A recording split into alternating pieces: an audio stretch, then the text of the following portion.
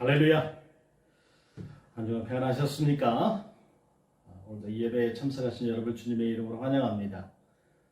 오늘은 이제 새로운 성경 데살로니가전서 1장 1절에서 10절까지의 말씀으로 기쁨으로 말씀을 받는 교회라는 제목으로 여러분과 은혜를 나누고자 합니다.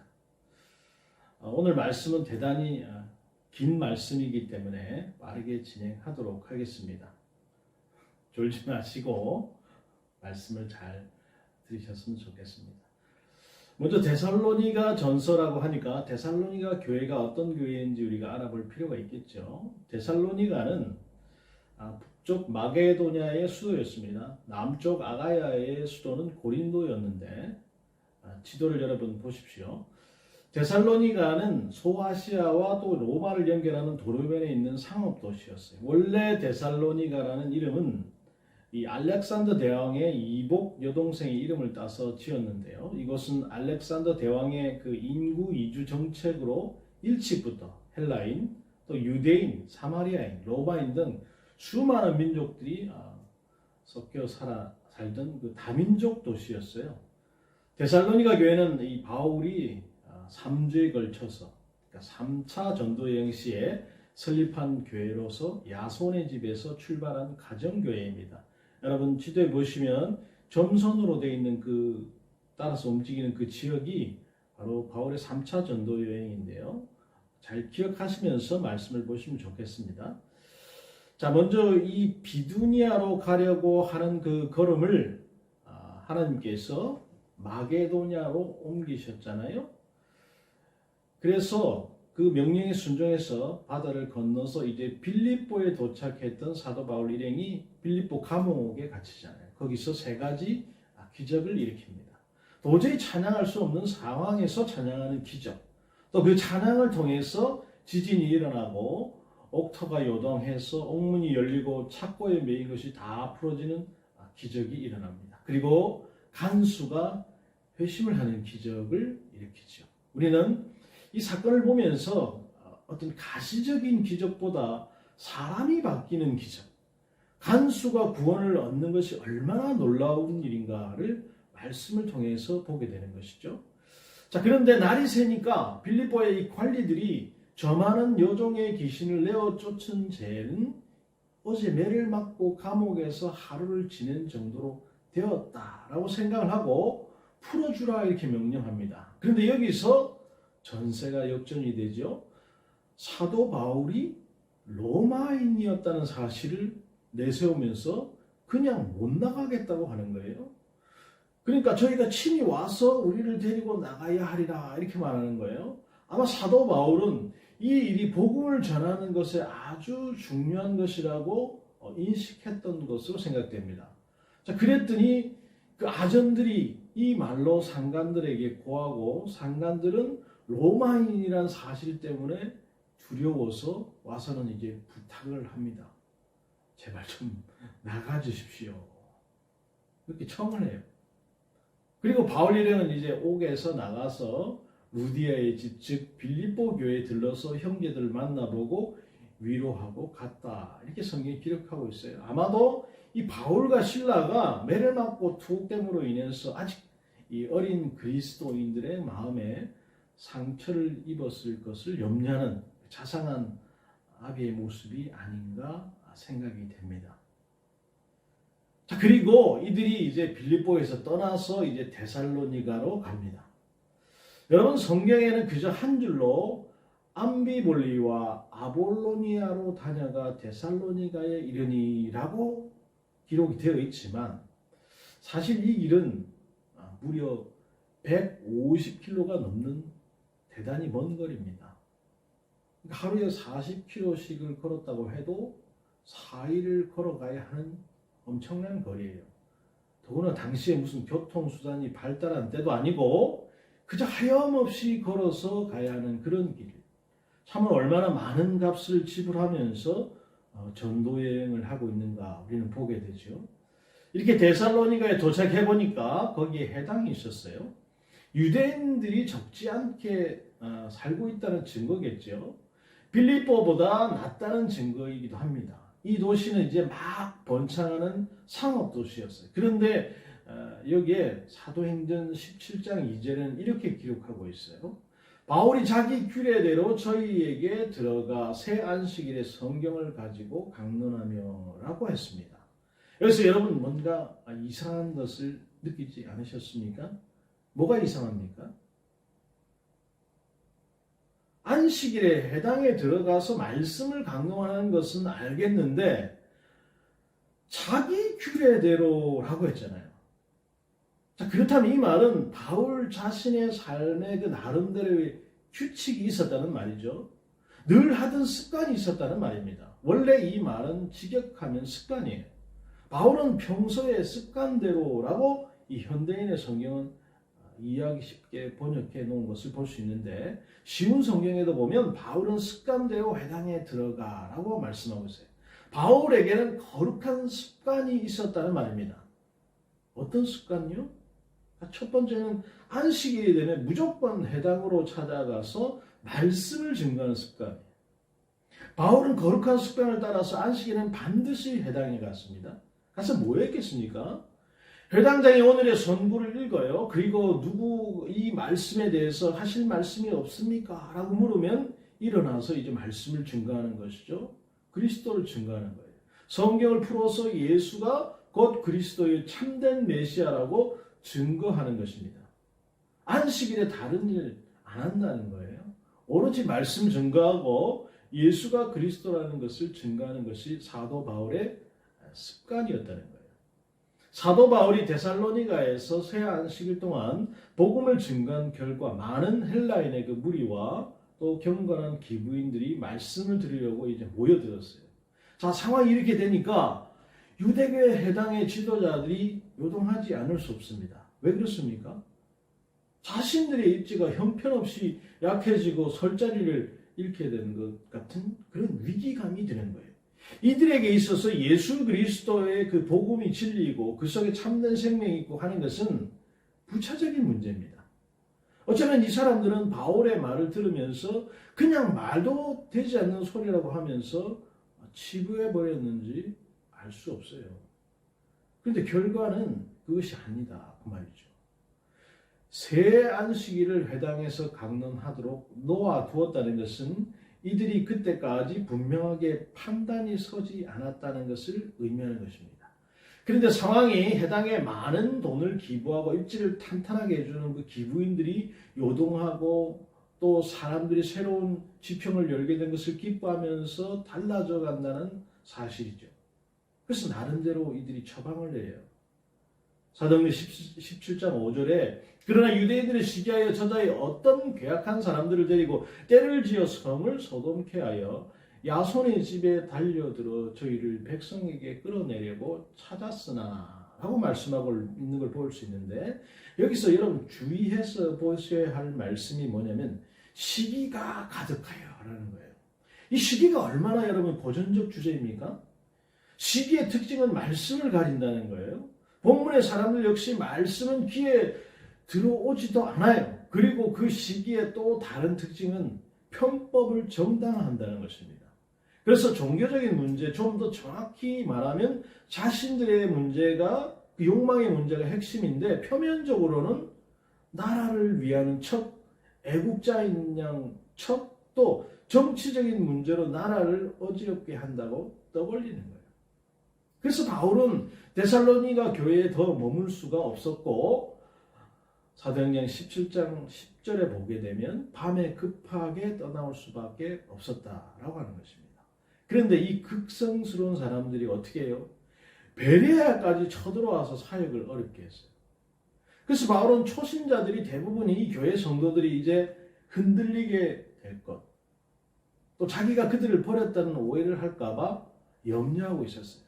그래서 지금 뭐 합니까? 이제 디모데를 보내서 박해받는 그 어린 신자들, 그 상황을 살피게 하고 또 핍박 중에 성장하고 있다는 소식을 듣고 감사해서 편지를 쓴 것입니다. 바로 이게 여러분 데살로니가 전서예요. 이 대부분의 데살로니가 전서는 모두 고린도에서 쓴 것으로 알려져 있어요. 사도 바울이 고린도에 18개월 동안 머물러 있는 동안 들려오는 그 데살로니가 교회의 이야기를 듣고 편지를 쓴 거예요. 일반적으로는 데살로니가 전후서는 잘못된 재림에 관한 생각을 바로잡기 위해서 쓴 것으로 생각합니다. 그래서 바울은 지금 그 재림의 교리를 분명히 해줌으로써 포기하려고 하고 낙심하려고 하는 그 유혹을 이기고 강력한 예수 그리스도의 증인의 삶을 살도록 양육하기 위해서 이 편지를 쓰고 있는 거예요. 데살로니가서 4장 11절에서 12절에는 주의 재림이 임박했다고 단정하는 무의도식하는 사람들을 책망하고, 또 4장 13절에서 18절에는 죽은 자들이 재림 시에는 부활에 참여할 것인지에 대해서 비관적으로 생각하는 사람들을 바로잡아주고, 4장 1절과 8절에는 신자가 된 후에도 여전히 이방의 그 부도덕한 삶에서 벗어나지 못하고 또 모두가 그렇게 사는데 뭐라고 하는 그런 사람들을 일깨워주는 글을 적고 있어요. 그러므로 재림이라고 하는 것이 우리 생활과 교회에 어떤 영향과 유익을 주는가 라고 말하는 것이 바로 이 데살로니가 전서다라고 할 수 있어요. 그래서 각 장이 예수 그리스도의 그 재림으로 끝을 맺습니다. 그러므로 데살로니가 전서에서 재림은 교리 싸움을 위한 게 아니고 우리 삶 속에서 미래를 확신하고 또 전도를 격려하고 하나님과 함께 걷는 삶을 자극하기 위해서 주신 거예요. 말하자면 재림을 세우기 위한 도구다라고 말할 수 있어요. 자, 그런데 그런 교회가 이제 소문이 났어요. 이 데살로니가 교회가 유명해졌어요. 자, 왜 유명해졌는지는 조금 이따 보고요. 자, 우리가 바벨론을 쌓는 그 인간들의 구호 가운데 이름을 내자라고 하는 구호가 있으면 우리가 익히 알고 있어요. 이름을 내고 유명해지는 것은 타락한 인간들의 꿈입니다.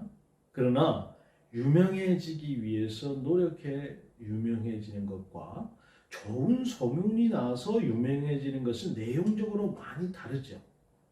데살로니가 교회는 소문난 교회라고 말씀해요. 유명해지기 위해서 애쓰고 여기저기 찾아다니면서 기웃거리는 게 아니에요. 소문난 교회는 유명한 교회라는 의미가 아닙니다. 유명해지기 위해서 노력하는 것은 하나도 없어요. 다만 데살로니가 교회가 믿음의 역사와 사랑의 수고와 소망의 인내를 가지고 아름답게 지어져 가자 지역사회에 소문난 교회가 된 것이죠. 사실 소문난 교회라는 말씀은 8절에 나옵니다. 그러나 그 소문의 내용은 앞에 부분에 나오기 때문에 이제 소문난 교회가 라고 이렇게 잡은 것이죠. 저도 우리 교회가 유명한 교회가 되지 않았으면 좋겠습니다. 그러나 좋은 소문이 나서 이 지역 사회에서 믿음의 역사와 사랑의 수고와 소망의 인내로 소문난 교회가 되었으면 좋겠습니다. 자, 그렇다면 여러분, 소문난 교회는 어떤 교회인가 우리가 알 필요가 있겠죠. 자, 첫 번째는 바로 이 하나님 아버지와 그리스도 안에 있는 교회. 사도 바울은 1절에서 교회를 하나님 아버지와 주 예수 그리스도 안에 있다 이렇게 말씀해요. 여기서 안이라는 말은 공간이 아닙니다. 데살로니가 교회는 아직 설립된 지 얼마 안 되는 어린 교회였지만 그런 교회도 주님의 교회다라는 의미예요. 우리는 알아야 합니다. 하나님의 교회는 하나님 아버지와 주 예수 그리스도 안에 있어야 하는 것이죠. 그런 교회에 선물로 주시는 축복이 바로 은혜와 평강입니다. 이 말은 우리가 주님을 영접하고 그분과 동행하는 삶을 의미해요. 그리스도 안에 있다는 것은 은혜 안에 머물러 있다는 말입니다. 은혜의 결과는 뭡니까? 평강입니다. 그리고 이 평강은 성도가 이 땅에서 누리는 가장 큰 축복이에요. 그래서 사도 바울은 편지를 시작하면서 데살로니가에 있는 교회, 즉 하나님의 부르심을 입어서 하나님과 그리스도 안에 있는 교회에게 편지한다 이렇게 쓰고 있는 것을 볼 수 있어요.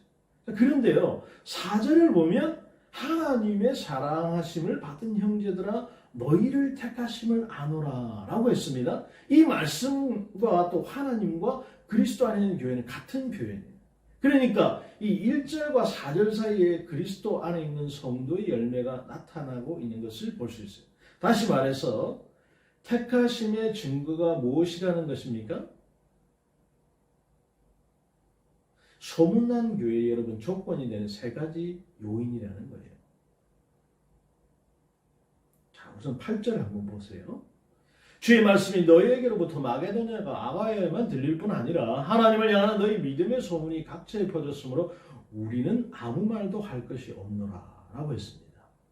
믿음의 소문이 각처에 퍼지고 있어요. 그런데 3절에서는 그 믿음의 소문을 믿음의 역사라고 했어요.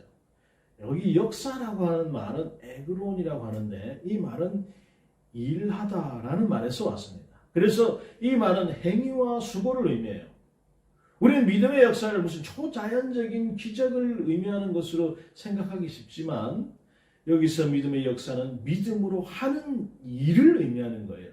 즉 믿음이 내 마음속에 있다면 그것은 어떤 행동으로 나타나는 것을 믿음의 역사라고 표현한 것입니다. 주의하실 것은 믿음의 행위를 더한 결과로 구원이라는 뜻이 아니에요. 여러분 잘 들으셔야 됩니다. 믿음으로 구원을 받았는데 그 믿음이 행동하는 믿음, 일하는 믿음이다 그 말입니다. 그럼 믿음이 무슨 일을 합니까? 오늘 본문에 구체적인 언급이 없어요. 그 이유는 어떤 일을 하든지 그것이 중요하지 않다는 거예요. 믿음의 역사는 아침에 눈을 뜰 때 감사함으로 아침을 열고 하루를 시작하면서 기뻐하며 일하고 사랑하는 가족들이 있음에 감사하고 하루를 믿음에 합당하게 살아가면 그것이 여러분 믿음의 행위인 것입니다. 뭐 큰 일을 해야 돼 믿음의 행위가 아니에요. 그러니까 믿음의 역사는 그날의 일상생활 전체가 믿음으로 역사하는 삶이다라고 하는 것입니다. 특별히 이 믿음의 역사는 사람을 변화시키는 능력이라고 할 수 있는데요. 근데 우리가 말하는 능력은 안타깝게도 이 사람을 변화시키는 능력이 아니고 신기한 일을 하는 능력을 능력이라고 하는 오류에 빠져 있다는 거예요. 그 결과로 기독교인들은 늘 능력이라는 말을 하긴 하는데 사람의 변화가 없는 능력, 신기한 일을 하는 어떤 마술적인 능력만 말하고 쫓기 때문에 세상에 감동을 주지 못하고 있는 것입니다. 우리는 능력을 기도하면 병이 고쳐지는 것이라고 생각하는데 사람이 달라지고 변하는 것은 그렇게 대단한 것으로 생각하지 않기 때문에 신앙의 가치에서 우선순위에서 밀려나 있잖아요. 예수를 잘 믿는 사람이 오히려 세상에서 손가락질을 당하는 사람인 경우가 많습니다. 우리는 능력이라고 하면 제일 먼저 귀신을 쫓고 축복을 받는 것에 연결시키기 때문에 사람이 변화되어서 세상을 선도하고 이끌어서 하나님의 통치가 이 땅에 임하는 그런 삶을 꿈꾸지 않습니다. 오히려 모든 것을 귀신과 축복으로 갖다가 붙이는 무모한 사람들을 누가 존경하고 누가 어려워하고 누가 인정하겠습니까? 비웃음거리고 손가락질의 대상이 되는 거예요. 그것도 복음을 위한 고난이 아니라 신앙의 초점이 잘못 맞춰져 있어서 생기는 비난이라면 이것은 아주 심각한 것이 아닐 수가 없어요. 여러분 다시 2절을 보십시오. 우리가 너희 무리로 말미암아 항상 하나님께 감사하며 기도할 때에 너희를 기억하면 이라고 했습니다. 바울로 하여금 감사와 좋은 기억을 하게 하는 것이 무엇입니까? 너희 무리를 인하여. 몇몇 사람에게 문제가 있었지만 대부분 성도가 그에게 너무나 아름답게 기억될 만한 사람들이었기 때문입니다. 다시 말해서 바울이 기억하는 데살로니가 교회는 교회의 어떤 건물이나 프로그램이나 사업이나 규모가 아니라 그 안에 있는 사람에 대한 기억이 멋있는 교회였다는 거예요. 복음의 그릇은 여러분 건물이 아니라 사람이기 때문입니다. 하나님의 관심도 건물이 아니라 사람입니다. 그러므로 아름다운 소문이 난 교회는 교회 공동체 안의 사람들, 즉 성도들 한 사람 한 사람이 믿음에 바르게 서서 자라고 있으며 그것에 최선을 다하는 교회인 것입니다. 오래도록 성도들 한 사람 한 사람이 기억되고 감사의 이유가 되는 그런 교회인 것이죠. 그럼 그 사람들이 무엇이 그토록 오래 기억되고 멋있어서 감사가 되었습니까? 4절을 한번 보시기 바랍니다. 데살로니가 성도들에게 하나님이 너희를 택하셨음을 아노라 라고 했습니다. 택하셨다는 말은 교회라고 하는 이 에클레시아와 같은 의미입니다. 그러니까 부름받은 백성이라는 말이죠. 그런데 바울은 데살로니가 교인들이 하나님의 택하심을 받은 백성이라는 것을 자기가 안다고 하는 거예요. 하나님의 택하심을 아노라. 겨우 3주 머문 교회에 대해서 어떻게 이런 선언을 할 수 있습니까? 더군다나 그 3주 동안에 설교 외에는 생계를 위해서 노동을 했는데 어떻게 알았을까요? 그것은 여러분 변화가 분명하게 일어났기 때문이에요. 변화가 없는 사람은 스스로 속이고 있는 것입니다. 완전하라라는 것이 아니라 참 성도는 자기가 성도된 그 변화를 감출 수 없다는 거예요. 참 성도는 하나님의 선택받은 백성이라는 것이 드러나는 것입니다. 그래서 믿음의 역사는 사람이 기적이 되는 것을 의미해요. 행함이 있는 믿음을 의미한다고 말입니다. 믿음 때문에 하는 그 구체적인 일을 의미하는 거예요. 이것이 여러분 소문난 교회가 되는 가장 좋은 길입니다. 믿음의 역사는 사람이 변하고 그 변화로 말미암아서 그 안에서 맺혀지는 열매를 말하는 것이죠. 자, 두 번째는 사랑의 수고입니다. 3절을 보십시오. 너희의 믿음의 역사와 사랑의 수고와 우리 주 예수 그리스도 안에 대한 소망에 있는 우리 하나님 아버지 앞에서 끊임없이 기억함이니 라고 했어요. 여기서 말하는 사랑은 하나님을 향한 사랑입니까? 아니면 사람을 향한 사랑입니까?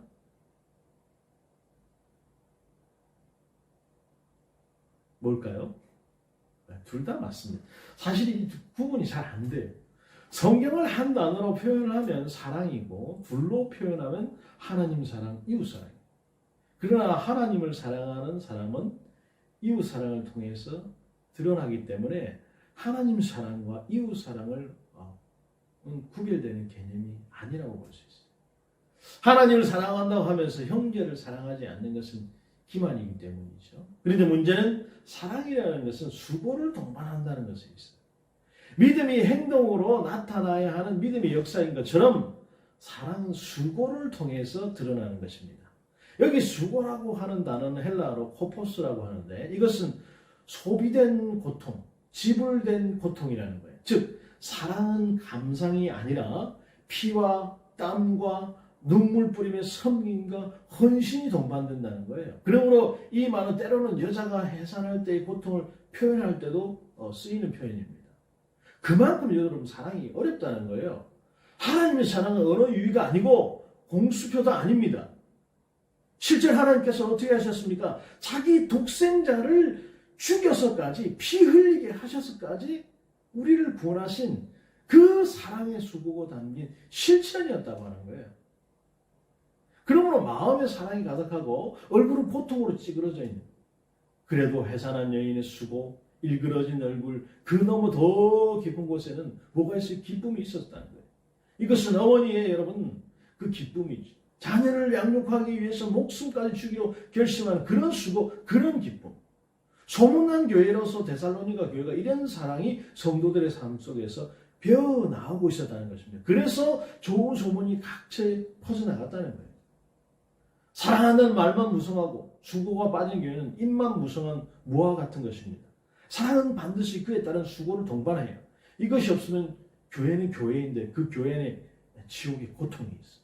수고가 필요한 곳에 여러분 뒤로 빼버리는 사람들만 있는 교회, 그런 사람들의 만남은 교회 안에서도 가식과 꾸밈만 남는 것입니다.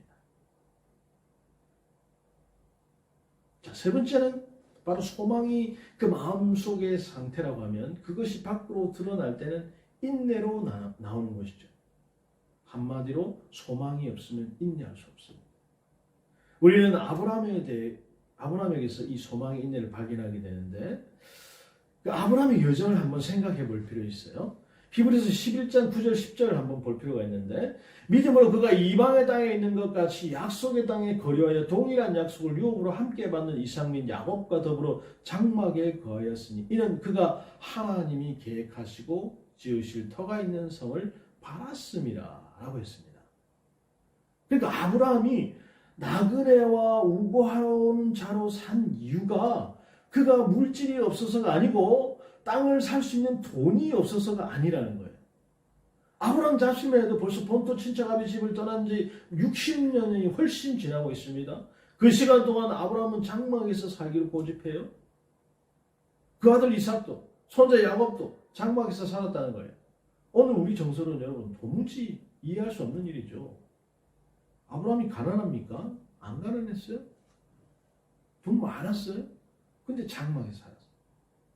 오늘 우리는 마치 집에 한이라도 서려는 것이 열심히 벌어서 집을 사고 또 예배당 짓는 것에 모든 물질과 정성을 쏟아붓잖아요. 마치 이 땅이 영원할 것처럼 합니다. 그러나 우리가 잘 아는 것처럼 이 땅은 영원하지 않습니다. 아니 그렇게 지어놓은 건물보다 우리 인생의 아침 안개처럼 없어질 날이 더 빨라요. 이것을 믿음으로 고백했던 아브라함은 60년이 넘는 객지 생활 내내 한 평의 땅도 가지지 않고 그저 장막치고 살았다는 거죠.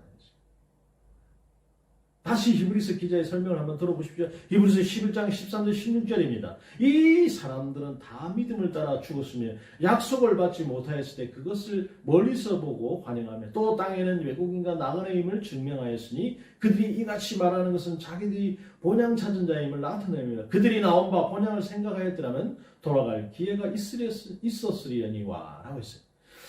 자, 그들이 이제는 더 나은 본향을 사모하니 곧 하늘에 있는 것이라 이러므로 하나님이 그들의 하나님의 일컬음을 받으심을 부끄러워하지 아니하고 그들을 위하여 한 성을 예비하셨느니라 라고 했습니다. 그러니까 아브라함은 언젠가 고향으로 내가 돌아가야지 하는 생각 때문에 한 평의 땅도 가지지 않은 것이 아니에요. 그가 나그네 순례자로 산 것은 그의 믿음이 더 나은 본향에 머물러 있기 때문이라는 거예요. 여러분 이것이 믿음이 하는 일입니다. 이것이 소망의 인내라는 말이에요. 더 나은 본향을 향한 소망이 나그네와 순례자로 살게 한 거예요. 인내를 가능하게 하는 힘이라는 말이에요. 소망이 없으면 여러분 방자하게 행하기 마련입니다. 그러나 분명한 소망을 가진 그리스도인들은 오늘을 살아갈 때 인내할 줄 압니다. 하나님께서 무엇을 기뻐하시는지를 잘 알기 때문이죠. 결국 소문난 교회는 하나님 안에서 살아가는 교회예요. 믿음의 역사가 있는 교회입니다. 사랑의 수고가 있고 소망의 인내가 있는 교회. 이런 교회는 세상도 알아보는 거예요. 우리는 어떤 그리스도인입니까? 세상적인 기준으로 유명해지기를 꿈꾸는 어리석은 그리스도인 되지 말고 그리스도 안에서 믿음의 역사와 사랑의 수고와 소망의 인내로 소문난 교회가 되기를 꿈꾸시기를 주님의 이름으로 축복합니다. 자, 네 번째는 이 단락에서 우리가 주목해 볼 것은 바로 복음이 우리에게서 너희에게서 그들로 퍼져나갔다는 과정이에요. 소문난 교회가 되는 과정이 잘 드러나는 경로인데 그리스도인들이 저 세상에서 어떻게 살아야 하는지를 잘 보여주는 본문이에요. 우리 세상에서 어떻게 살아야 되는지. 그리스도인으로서. 우선 8절을 다시 한번 주목해 볼 필요가 있는데요. 8절에서 주의 말씀이 너희에게로부터 마게도냐와 아가야에만 들릴 뿐 아니라 하나님을 향하는 너희 믿음의 소문이 각처에 퍼졌으므로 우리는 아무 말도 할 것이 없노라 라고 했습니다.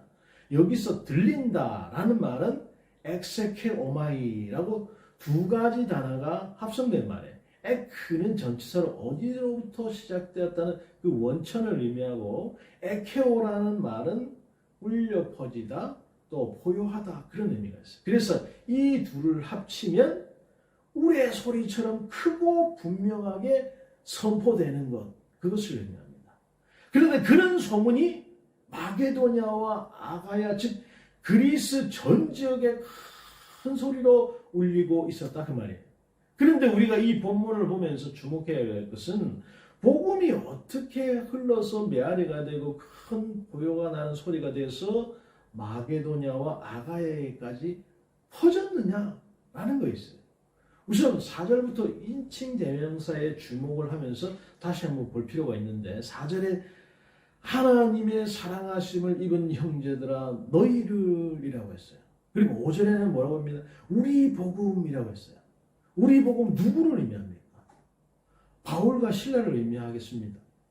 어쨌든 우리 복음은 사도 바울이 전하고 간직한 복음이에요. 그런데 그 복음이 누구에게 임했다고요?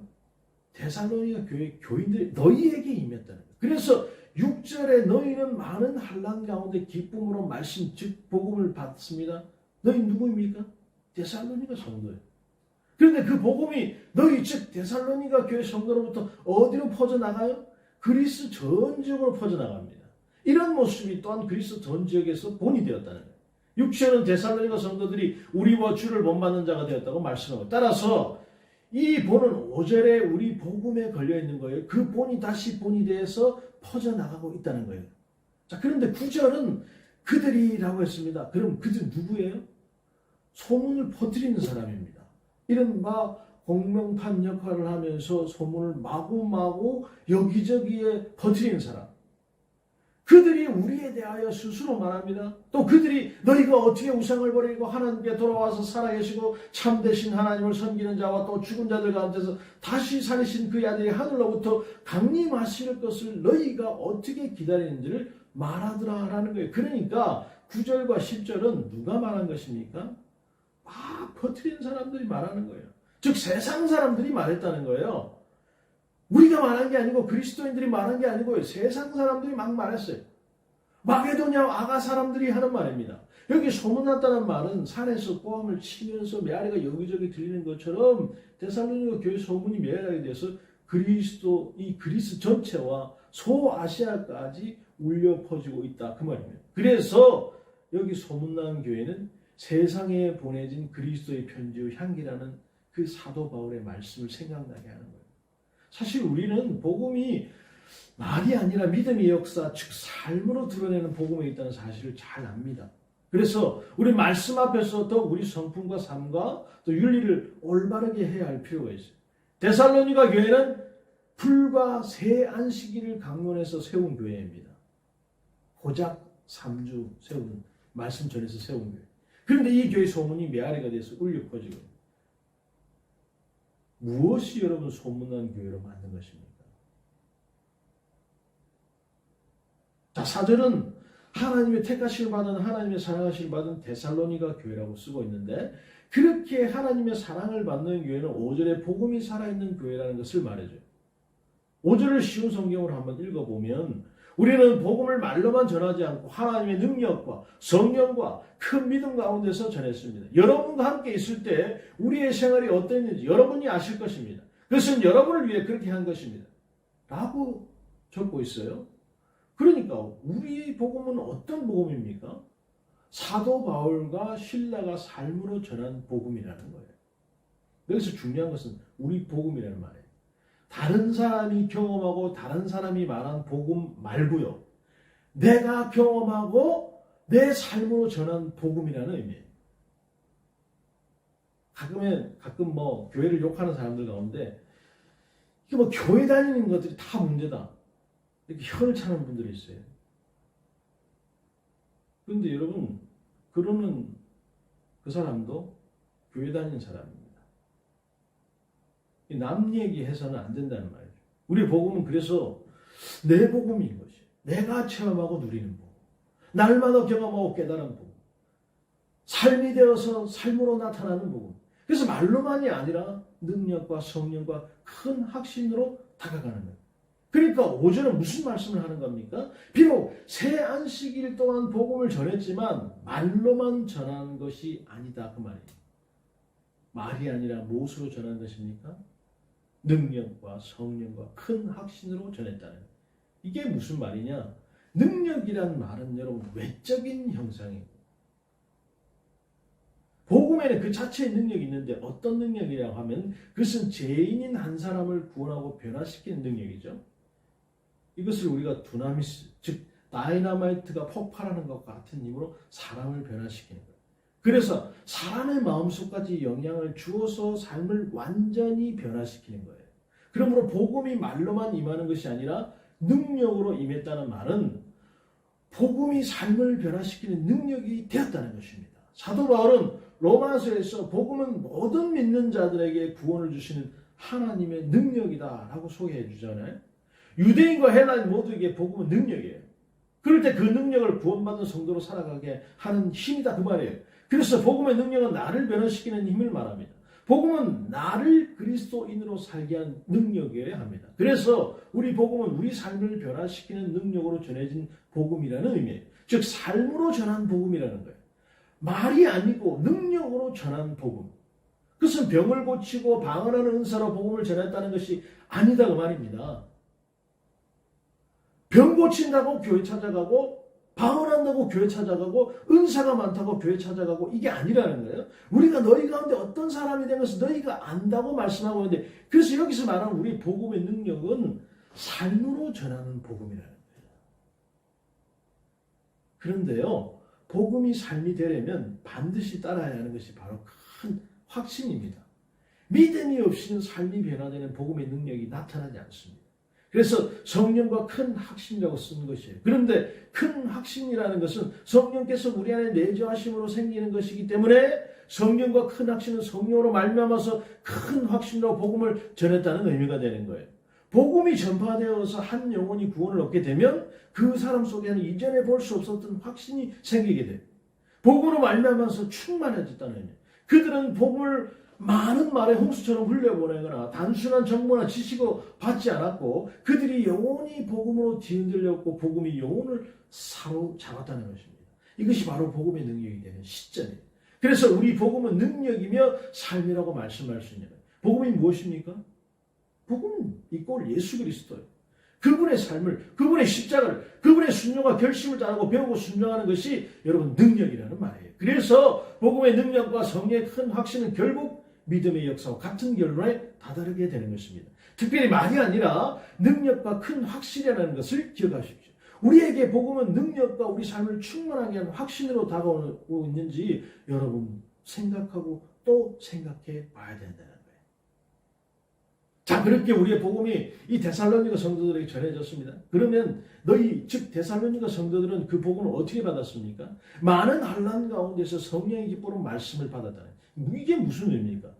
복음은 그들에게 기쁨만 가져다 준 게 아니에요.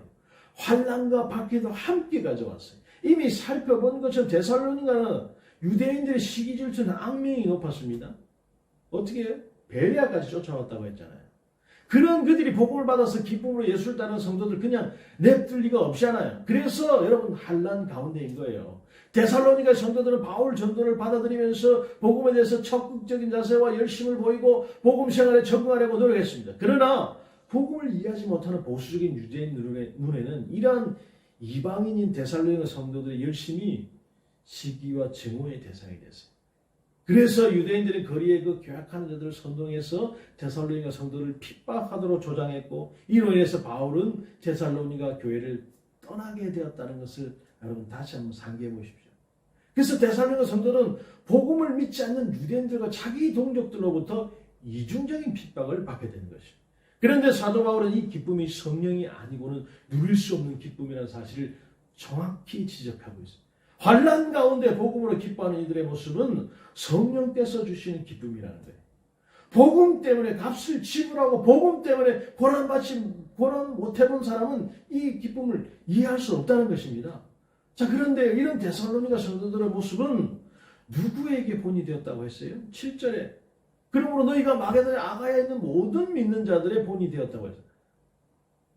이것이 여러분 성도의 삶의 핵심입니다. 환난 가운데서 하나님 말씀을 받아서 주를 본받는 삶을 사는 것. 핵심은 말씀을 받는 거예요. 영접하는 것입니다. 순종하는 것입니다. 그래서 주님을 본받는 거죠. 본받는 말은 그대로 모방한다는 의미예요. 따라한다는 거예요. 그런 삶이 또 다른 지체들에게 본이 되었다는 거예요. 그래서 본받고 본이 되는 교회가 된 것이죠. 그리고 이 삶은 우리가 살아내야 할 삶이기도 한 것입니다. 우리는 알아야 합니다. 말로 전하는 복음이 아니고 변화로 전하는 복음에 힘이 있습니다. 여러분에게 내 복음, 내가 직접 경험하고 환난 가운데 주시는 성령의 기쁨을 경험하신 바가 있습니까? 당연히 있겠죠. 그런 본으로 여러분 세상에 도전하고 그런 삶으로 가족들에게 다가가시는 저와 여러분이 되시기를 간절히 기도합니다. 여러분 믿음은 이념이나 사상, 말이 아니라 실제 삶이에요. 신앙생활 성경 지식을 나누는 지적 유의로 생각하는 사람들에게 복음은 절대로 능력이 될 수 없습니다. 고린도전서 6장 19절 20절 너희 몸 너희가 하나님께로부터 받은 바 너희 가운데 계신 성령이 전인 줄 알지 못하느냐 너희는 너희 것이 아니라 값으로 산 것이 되었으니 그런즉 너희 몸으로 하나님께 영광을 돌리라. 아멘. 모든 그리스도의 몸으로 하나님께 영광을 돌리는 사람이에요. 즉 섬기는 사람이어야 된다. 우리 주님이 발을 씻어주시면서 내가 선생이 되어 너의 발을 씻었으니 너희도 서로 섬기는 것 같이 마땅하다 이렇게 말씀하셨어요. 데살로니가 교회는 어린 교회였습니다. 그런데 소문난 교회였어요. 아직 가야 할 길이 많이 남아있는 교회였습니다. 그러나 이들은 믿음의 역사가 있고 사랑의 수고가 있고 소망의 인내를 가지고 버리고 돌아서서 주님의 본받는 삶을 살았었어요. 그런 삶을 다른 교회들에게 교인들에게 본이 되었다는 거예요. 자, 그런데 우리는 이 마지막 길을 반드시 하고 지나가야 합니다. 믿음의 역사, 사랑의 수고, 그 다음이 뭡니까? 소망의 인내. 오늘 10절 말씀은 어떤 소망을 말씀하고 있습니까?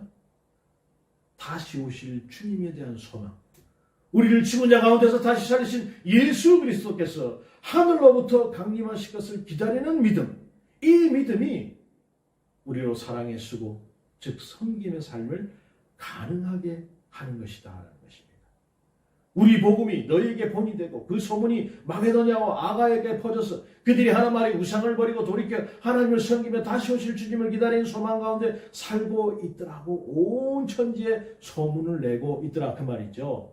그래서 소문난 경우에 우리 복음이 너희에게 전해져서 본이 되고 너희가 세상에 본이 되어서 복음이 말이 아니고 능력으로 전파되는 교회인 것입니다.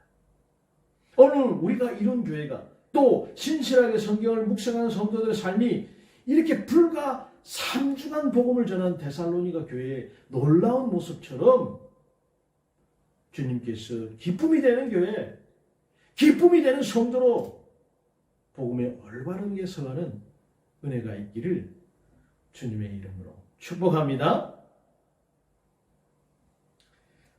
그렇습니다, 여러분. 말로 하는 것은 아무런 효과가 없습니다.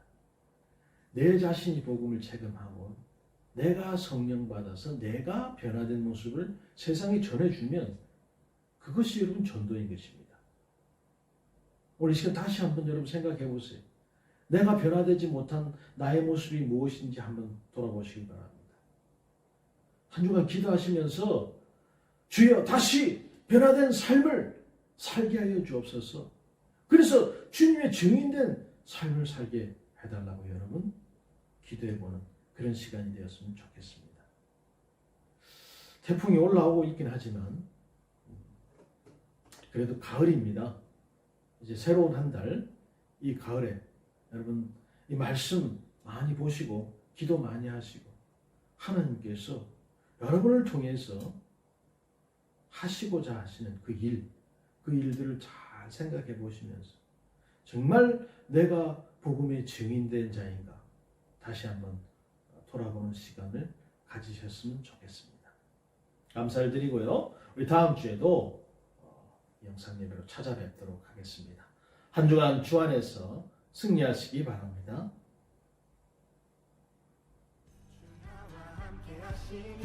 부족함 없네 그가 나를 이끄시니 주 따르네 그의 거리로 날 인도하네 내 영혼 노래해